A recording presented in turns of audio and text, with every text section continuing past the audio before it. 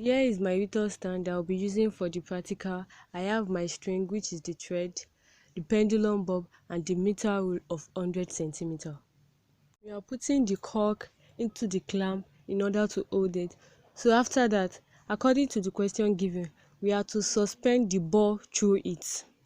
As I have said from the instruction given, attach the thread to the pendulum bob.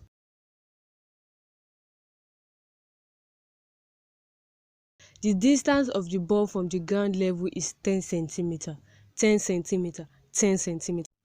Okay, we are about to oscillate the pendulum bob at the distance of 10 centimeter from the ground. So we are to slide at 45 degrees a little bit to get the total oscillation of 20. At the distance of 10 centimeter, the pendulum bob is going to and fro.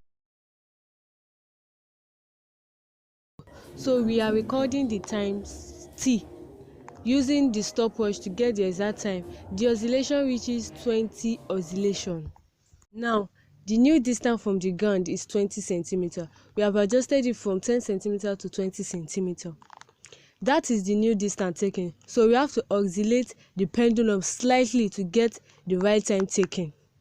This time we want to take the readings is 30 centimeter from the floor. So we are taking 30 centimeter. Number of oscillation, which is 20.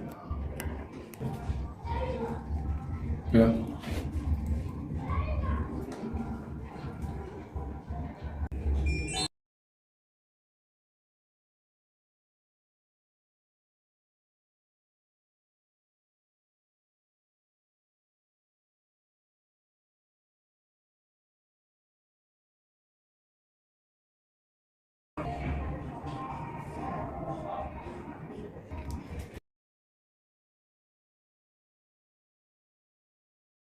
According to the question given, so the value from the period square have been approximated to one decimal place.